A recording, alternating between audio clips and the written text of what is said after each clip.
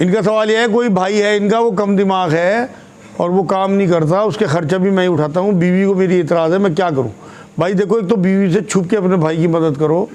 भाई अगर कम दिमाग है और वो कर नहीं पाता तो उसकी मजबूरी है, अल्लाह की तरफ से ही ये माजूरी कहलाती है। देखो मैं एक आपको वाक़या सुनाता हूँ। नबी अकरम सल्लल्लाहु अलैहि वसल्लम की बारगाह में एक सहाबी बैठे रहते थे, काम पे नहीं जाते थे। एक दिन उनके भाई शिकायत लेके आए नबी अकरम सल्लल्लाहु अलैहि वसल्लम के पास कि हुजूर, ये आप ही के पास बैठा रहता है, कोई काम नहीं करता और इसके घर का खर्च भी मुझे उठाना पड़ता है। तो नबी ने कहा कि तुम्हारे कमज़ोरों की वजह से ही अल्लाह रिज़्क़ तुम्हें देता है, हो सकता है इसी वजह तुझे रिज़्क़ मिल रहा हो। क्योंकि नबी को उसका पता था कि नाअहल है, कर नहीं सकता, कोई माजूरी ऐसी होगी। हुजूर को तो अपने तमाम सहाबा पता था। ऐसा भी हुआ कि अगर कोई ऐसा आया शख्स जो काम नहीं करता था, हुजूर ने कहा ले क्या तेरे घर में है, वो प्याला और चटाई लेके आए, उन्होंने उसे बेची और फिर कुल्हाड़ी बनवाई और फिर उन्हें लकड़ी काटने पे लगा दिया कि मेहनत कर, और वो बहुत अमीर हो गए। लेकिन इनके मामले में जो साहबी वहाँ बैठे हुए थे, उनके भाई को ये कहा कि हो सकता है अल्लाह जो तुझे रोज़ी दे रहा हो इसी की वजह दे रहा हो। ये सही बुखारी की हदीस बता रहा मैं आपको। तो इसलिए कभी ना ये सोचे कि मैं खर्चा उठा रहा हूँ, खर्चा अल्लाह ही उतारा। हो सकता है उस भाई की वजह से आपको रोज़ी मिल रही हो, इसलिए उसका खर्चा बंद ना करें, लेकिन बीवी से ही पंगा ना लें।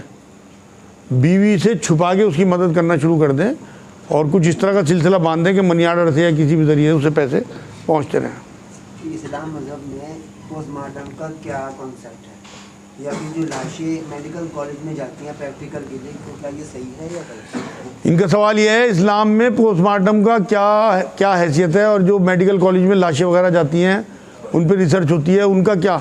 भाई देखो, पोस्टमार्टम जो है, वैसे तो नबी ने फरमाया कि जिस तरह से किसी ज़िंदा को तकलीफ़ दी जाती है, जैसे ज़िंदा की हड्डी तोड़ी, किसी ने मुर्दे की हड्डी तोड़ी, तो वो वैसे ही है, बिल्कुल उसे अज़ाब होगा, उसे गुनाह मिलेगा जो इस तरह की हरकतें करेगा।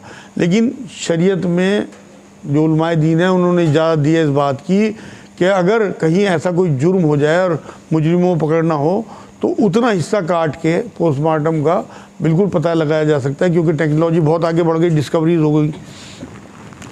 लेकिन मेडिकल कॉलेज वाला जो आपका सवाल है, उसमें तो 2-3 शक्लें होनी चाहिए। एक तो मान लो जिस मुल्क में हम रह रहे हैं, यहाँ तो गैर मुस्लिम लोगों की लाशें, उन पर तो शरीयत है ही नहीं।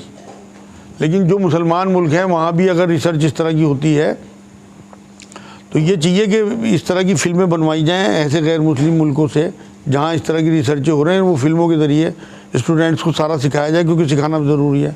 दूसरा तरीका जानवर हैं, कि जानवरों की चीर फाड़ करके, क्योंकि जानवरों की वो वक़्त नहीं है अल्लाह की नज़र में जो इंसानों की है, तो वो उनके ज़रिए, या फिर इस तरह के पुतले बना दिए जाएँ, या फिर जिस तरह के पास पोस्टमार्टम होते हैं, पोस्टमार्टम हाउस इस तरह के बना दिए जाएँ कि वहीं सारे स्टूडेंट पहुँच जाएँ जब पोस्टमार्टम हो, और वहाँ पे स्टूडेंट जो हैं वो सारे अंदर के आज़ा उस बारे में रिसर्च कर सकें।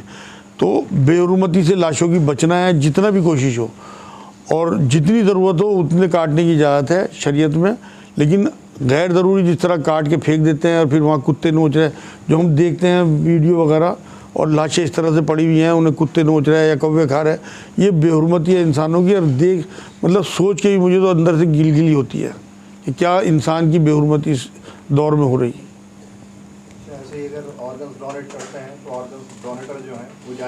इनका सवाल यह है, जो ऑर्गन डोनेट करते हैं क्या वो जायज़ है?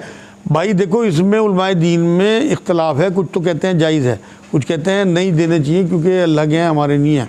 मेरे नज़दीक जायज़ है, क्योंकि लेना जायज़ है। अगर आप देने बंद कर दोगे तो फिर आपको हक़ नहीं है कि आपके जो पूरी दुनिया में मुसलमान बहन भाई हैं वो किसी के ऑर्गन लें।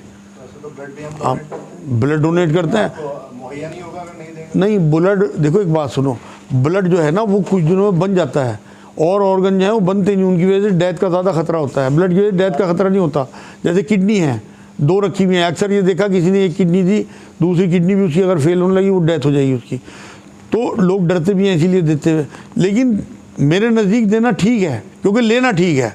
जिस दिन आप ये फतवा दे दो कि भाई लेना बंद कर दो, देना बंद कर दो, ठीक है, अल्लाह की ज़िंदगी है, जितनी देगा ठीक, डेथ होगी हो जाएगी। अच्छा, अभी आपने मीडिया से मुताल्लिक़ एक बात बताई थी कि टीवी और नेट के ज़रिए जो है ना तबलीग जी तबलीग का भी काम हो रहा है, सभी उलेमा भी जो है ना यूट्यूब चैनल्स पे हैं। हाँ हाँ, ऐसे ही अगर हम मतलब इस्लामी तारीख को लेके अगर हम कोई ड्रामे जो बनाए गए हैं, कतर ने हालांकि बहुत सारे ड्रामे बनाए हैं, उर्दू में भी अवेलेबल है लैंग्वेज में, उमर सीरीज़ भी है, हाँ हाँ, तो क्या हम मतलब वो देख के जो है ना कहीं तारीख जानने की जुस्ती वगैरह देख सकते हैं?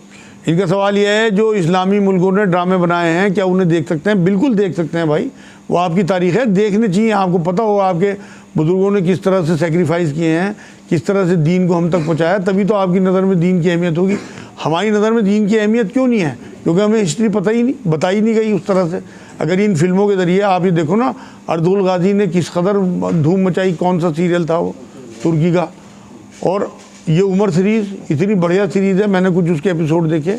तो बिल्कुल आप खुराफात से बच के इन चीज़ों को देखो, ज़्यादा बेहतर है आपके लिए। और अपने बच्चों को लेके बैठा करो, जिससे उन्हें पिछली हिस्ट्री का अंदाज़ा हो कि हमारे बुज़ुर्गों ने हमें क्या क्या दिया है और वो क्या क्या करके गए। जो होते हैं ना, मैंने 2-3 मतलब उलेमा से बात की है, नाम नहीं लेना चाहता, अनफी मसलक से ही है, तो उन्होंने साफ कहा कि नहीं, और सहाबा का किरदार जो है ना एक शराबी है, जुआरी है, और इस तरह से करके उन्होंने दलील पेश की। तो कहने का मकसद ये है कि फिर वो कहीं ना कहीं जो है ना कंफ्यूज हो जाते हैं। असल में इनका सवाल ये है अब कि जो सहाबा के किरदार निभाते हैं लोग, वो शराबी कवाबी होते हैं या जो भी हैं। बात यह है ना कि आपने उनकी कमियों पे नहीं जाना, उनकी खूबियों पे जाना, कि वो जो सहाबा इकराम के बारे में दिखा रहे हैं और उनकी कुर्बानियाँ दिखा रहे हैं ना, आपकी तो नज़र उन पे रहनी चाहिए। देखो नबी अकरम सल्लल्लाहु अलैहि वसल्लम के खाके को तो मना किया गया, बाकी तमाम सहाबा के खाके बने हों, फिल्में बने हों, उनकी कुर्बानियाँ अगर आपके सामने होंगी, कैरेक्टर कौन निभा रहा है ये ना देखो, आपको मैसेज क्या दे रहे हो देखो। आप कहाँ से लाओगे इतने पाक साहब लोग? आप उन्हीं जो बुज़ुर्ग आपको मना कर रहे हैं, आप उन्हीं के ज़रा थोड़े करीब होकर देखो, जब आपको अंदाज़ा होगा कि उनके अंदर कितनी अपनी बुराइयाँ हैं, कितने हराम काम हैं। मैं खुले कह रहा आपको, मैं जब अपना मुहासबा करता हूँ रोना आ जाता है कि मैं उस नबी का उम्मती हूँ जो इतना पाक साफ था, मैं इतना गंदा। आप यकीन करो कोई दिन ऐसा नहीं होता कि मैं अपने लिए दुआ ना करता हूँ कि अल्लाह मुझे पाक कर दे, मुझे साफ़ कर दे, मुझे माफ़ कर दे। इतनी कमियाँ हैं मेरे अंदर, एक दिन नहीं गुजरता मैं अल्लाह को हाजिर नारी जान के कह रहा। जब आप मुहासबा करोगे, जब अपनी कमियाँ पता नहीं, दूसरों पे उंगली उठाना तो बहुत आसान है। ये पिछले हफ्ते जो टॉपिक था वो तलाक के ऊपर, उसमें एक जो हमारे कानून में सिस्टम है ना, एल्यूमनी वो दी जाती है, और इस्लाम में इसका क्या कॉन्सेप्ट है? 3 तलाकों का? नहीं, एल्यूमनी जो उसको एक अच्छा रकम दी जाती है, हाँ, इसका क्या कॉन्सेप्ट है इसका? मतलब रकम दे के तलाक, या वो तलाक दी थी, वो कोर्ट में केस चला गया, कोर्ट उसको डिसाइड करता है कि मेहर की रकम भी दो, इद्दत की रकम भी दो, इसके अलावा एक और रकम दो उसको गुजारे के लिए लाइफ में। इनका सवाल यह है कि जो कोर्ट तय कर देता है रकम, वो उसका क्या इस्लाम में हैसियत है? भाई वो डांड है एक मर्द पे, और गुनाह है वो लेना। मेरे नज़दीक तो इस्लाम में डांड है ही नहीं भाई। आप लोगों की नींव बन रही, कुरान ये कहता है कि एक मर्द की तरफ से एक औरत की तरफ से बैठे लोग, अगर वो मुखलिस होंगे तो अल्लाह उनमें फ़ैसला करा देगा। तो अगर आपकी नींव बन रही, दोनों बिना इल्ज़ाम लगाए अलग अलग हो जाएं। अदालतों में जाते क्यों हैं केस? कुरान में अल्लाह ने ये बात कही, जो कुरान के हिसाब से फ़ैसले ना करें वही तो काफिर हैं। आपकी अदालतें भरी पड़ी हैं आपसे, तो उसकी वजह है कि कुरान बीच में आपके, क्योंकि आपको पता ही नहीं कि उसमें क्या लिखा हुआ। आपने अरबी में 4 रुकू पढ़े और ये सोच लिया मैंने तो कुरान पढ़ दिया। कुरान पढ़ना थोड़ा ही हुआ। नबी शिकायत करेंगे, सूरह फुरकान आयत नंबर 30, कि अल्लाह मेरी उम्मत के लोगों ने कुरान को छोड़े रखा, जबकि सब तिलावत कर रहे, फिर क्यों नबी शिकायत कर रहे? छोड़ना मतलब ये है कि इस पर अमल नहीं करते थे, इसे समझते नहीं थे। तुम इसमें गौर क्यों नहीं करते? क्या तुम्हारे दिलों पर ताले हैं? सूरह मोहम्मद है, उसकी 24 नंबर आयत, 47 नंबर सूरत। कुरान में अल्लाह ने सूरह फुरकान में आगे ये बात कही कि मेरे जो बंदे हैं, मुखलिस बंदे, वो कुरान की आयतों पे अंधे बैरों की तरह नहीं गिरते, जो आज हमारे माशरे का हाल है, बल्कि समझदारों की तरह गौर व फिक्र करते हैं कि अल्लाह ने आयतें क्यों उतारी। आप खुद सोचो, अगर आपका कहीं से लेटर आ जाए ऑस्ट्रेलिया से, और ऑस्ट्रेलियन ज़बान हो, और आपके लिए आपके बेटे का लेटर हो, आप पढ़ना पा रहे हो, भागे फिरोगे चारों तरफ कि कोई ऑस्ट्रेलियन जानने वाला मिल जाए मुझे ज़बान और मैं इसे पढ़वा लूँ, और ये अल्लाह का ख़त आपके लिए, आप बस लिए फिर रहे इसे अरबी में, आपको पता ही नहीं कि इसमें लिखा हुआ क्या है। तो इसलिए सारी मामले आते हैं, वरना कोई इंशाअल्लाह ताला आप अगर अरबी पढ़ो या इसे तर्जुमे से पढ़ो, तर्जुमे से पढ़ लो, चलो अरबी पढ़ने की उम्र निकल गई, तब भी आपको अंदाज़ा है कि अल्लाह ने क्या कह रखा है इसमें। अब तो ये हो रहा है कि 10-20 लाख रुपए दे के मामले निपट रहे हैं। तो वो तो सब असल में जब कुरान बीच में से हट जाएगा तो फिर शैतान आ जाएगा ना। अब आपने कुरान तो हटा दिया, तो अब तो इसी तरह निपटेंगे। अब तो जरा ऐसी कोई बात हो जाए सीधा के अंदर 20 लाख रुपए दे 50 लाख रुपए दे निपटाए से काम को। हाँ, तो वो तो इसी तरह से हो रहा भाई, ये इसी वजह से है, ये डांड है। और ये मेरे नज़दीक इस्लाम में बिल्कुल इसकी कोई हैसियत नहीं है। इस्लाम में तो मेहर है, मेहर जो है वो पहली रात में ही देने भी, उसके बाद इद्दत के बीच में जितनी दिन औरत आपके घर गुजारे या अपने घर गुजारे उसका खर्चा है, उसके बाद कुछ नहीं है। उसके बाद तरका है, औरत को तलाक दे दी उसका तरका ख़त्म। बच्चों का तरका है, वो जब बड़े हो जाएंगे या आपकी डेथ हो जाएगी तो बच्चों को उसमें तरका मिलना चाहिए। एक आखिरी सवाल। टाइम देख लो भाई। 9 बजे हैं। हाँ, एक आखिरी सवाल है, जैसे मोजे पहने होते हैं सर्दी में, तो क्या इसके ऊपर वो गीला हाथ करके फेर सकते हैं वजू में? इनका सवाल ये है जो सादे मौजे होते हैं नायलॉन के या कॉटन के, उन पे मसा कर सकते हैं, यही सवाल है। बिल्कुल कर सकते हैं भाई, जो हदीस है नबी अकरम सल्लल्लाहु अलैहि वसल्लम की उसमें मसा ही लिखा हुआ है मौजों पे। चमड़े के मौजों पे मसा नहीं लिखा हुआ, चमड़ा ब्रैकेट में इन्होंने खुद कर दिया। तो इसी महंगा भी बहुत होता है। हाँ, ये भी इसमें एक बात है, नबी अकरम सल्लल्लाहु अलैहि वसल्लम की सारी तालीमात तमाम लोगों के लिए, चाहे वो गरीब हो या अमीर हो। कौन 250-300 रुपए के मौजे ख़रीद लेगा? तो इसलिए जो भी मौजे हों आपके पास उन पर मसा करो, बिल्कुल जायज़ है। आप चाहे खुद हदीस देख लेना। आपका सवाल था आखिरी। एक बहन जो है अपनी बहन की कब्र पे जाना चाहती है, हाँ, उनका इंतकाल हो गया, तो वो इसलिए रोका जा रहा है उसको कि नहीं कब्रिस्तान में नहीं जाना चाहिए। और जब औरत जाती है तो वो बराहना नज़र आती है जो मुर्दे हैं।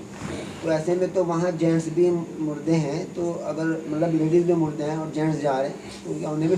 इनका सवाल ये है कि कोई औरत जो है वो जाना चाहती है कब्रिस्तान अपनी बहन की कब्र पे, लोग मना करते हैं कि मुर्दों को औरतें बरहना नज़र आती हैं। कोई हदीस नहीं है इस तरह की। नबी ने आखिरी वक्त में औरतों को इजाज़त दी कि पहले मैंने तुम्हें मना किया था कब्रिस्तान ना जाना, अब तुम्हें इजाज़त है। आपके पास बहुत बड़ी मिसाल जन्नतुल बकी और जन्नतुल माला, अरब के जो 2 कब्रिस्तान हैं उनमें तमाम औरतें जाती हैं, तमाम मर्द जाते हैं। तो इसलिए बिल्कुल अगर कोई जाना चाहे, मतलब सिर्फ इस वजह से मना है कि औरत मर्द का खुलत मुलत ना हो, जनाजे के साथ ना जाए, बाद में बिल्कुल जाए, सूरह फातिहा पढ़ के वहाँ आ जाए। वमा अलैना इल्लल बलाग। बाकी सब इंशाअल्लाह अगले हफ्ते। एक मशवरा करना था आप लोगों